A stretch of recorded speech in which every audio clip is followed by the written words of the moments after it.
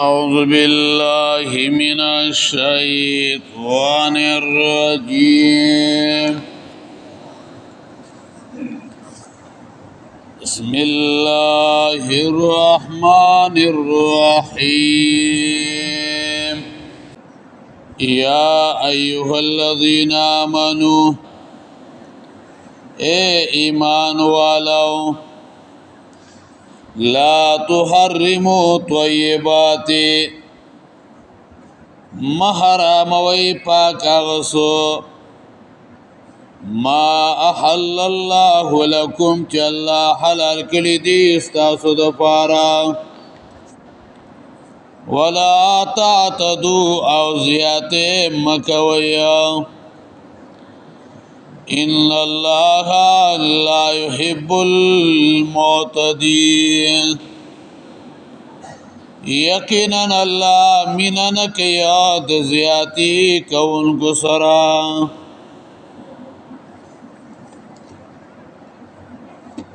د دې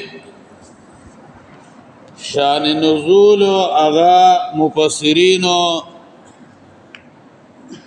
ډیر واقعات هغه بیان کړي دي یو واقعا هغه دا بیان کړي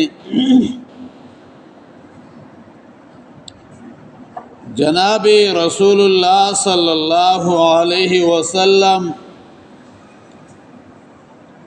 په یو موقع باندې د دنیا بیرغبتی هغه بیان کړه نو سمو مینان عثمان بن مظعون رضی الله عنه کور کې راجم شو او تقریبا د لسو صحابه هغه راجم شو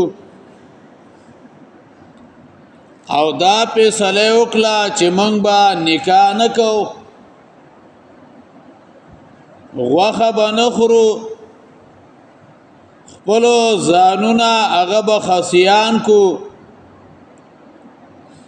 و ای یجب مذاکرهما خپل خاص اندامونا اغب پریکو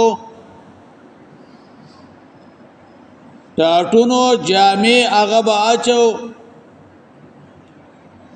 پزمکه باندې بغرزو او په دنیا کې با بیرغبتی کو او د آخرت سره با مینا کو تر دې پورې چې مرګ راشي او دا کار د دې لپاره کو چې زمونږه آخرت او هغه خشي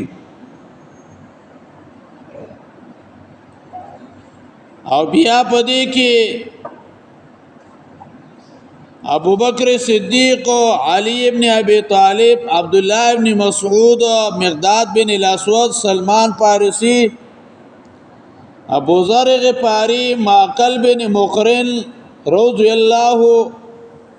عن الجميع وارضواهم نو الله رب العزت دا آیت نازل کو چې اے مومنانو فزان باندې پاکو سيزونه محرم وي چې الله تعالی حلال کړی دي دا خو بیا رهبانیت ده په دې باندې خو بیا د دنیا نظام اغه نه چلیږي او زمونږ په دین اسلام کې په دې کې زهد او اغه نشتا یعنی زمونږه په اسلام کې زهد شتا د دنیا نه بیرغبتی اغشتا خلیق نه دومره غلوب کې نشتا چې بیا حلال سدونه انسان څه کوي هغه پوریک دي امام ترمذی رحمه الله روایت ذکر کړي د ابن عباس رضی الله عنهما او تفسیر زاد المسیر هم ذکر کړي دي یو سړی نبی له صلوات و سلام تراغه او ویل إني إذا صبت اللحم انتشرت للنساء واخذتني شهوتي فحرمت علي اللحم. چې کله زوغ وخه خرمانو د خدي خواهش می راځي زنانو تمیز لکېږي خواهش می راځي زما شهوت یا غارا پورته کېږي ویا چې کله وخه وخرما نو ما په ځان باندې غوښه حرام کړی دا الله رب العزت د آیت مبارک نازل کا درې موشان نزول هغه داسره امام بخاری او امام مسلم رحمه الله روایتو ذکر کړي دي چې بعض صحابه کرامو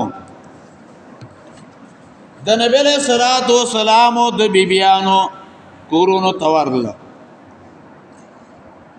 د نبی له صلوات و سلام او د شپې د عبادت او بارکه ته پوسه کاو چې د الله پیغمبر د شپې څنګه عبادت کیا بیبيانو د نبی له صلوات و سلام ورته ویل د الله پیغمبر او داسې عبادت کیا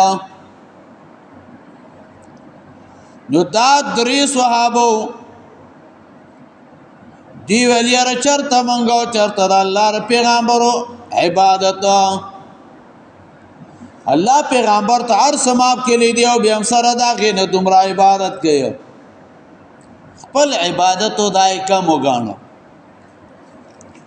یو کس هغه دا ویل زبا ټول عمر د پاره روزي نظام او جکوم بنا دویم کس هغه دا ویل زبا ټول عمر د پاره د شپې تهجد وکوما یعنی د کېګم بنا دریم کس دا ویل زبا ټول عمر د پاره واده بن کوما کله چې نبی له سلام کور تراغه بیبيان ورته ویل دا ملګری راغلی او صحابه راغلی او دا خبره وکړي نبی له سلام راوته هغه ته ویل تاسو دا هغه خلک چې داسې وایي نبی له سلام ویل لکنی یصوم حال دا چې درو جنسما وا افطروا ما تومهم وارکدو دکېګم وات او بیا را بیداریګم واتزوج النساء او نکاح کوما د زنانو سره الله او نبی علیہ السلام پمن رغبان سنتی فلیس ملنی او ابن جوزی رحمه الله ویا تلبیس ابلیس کی ابن جوزی ذکر کړی دی چې د بعضی صوفیاو نه نقل دی چې څوک چې د 2 روپۍ په اندازه باندې غوښه خوړل وې سولې خوره دې دا وې سخته یا دا خبره نشته ده نه غوښه خوړلو هغه حلال دی ګورا دین با هغه چې د الله پیغمبر ویلي دا نو چې انسان ځان دومره وزان ته دومره تکړه چې رجی زد الله ر پیغمبر نه په دین کې مخ کې کېږي نشي مخ کې کېدل سو د الله ر پیغمبر نه په دین کې الله ها بعض صوفیا دا ویرجی سلور غنټو نه بزیاد خپل خدي سره هغه باکې نه نه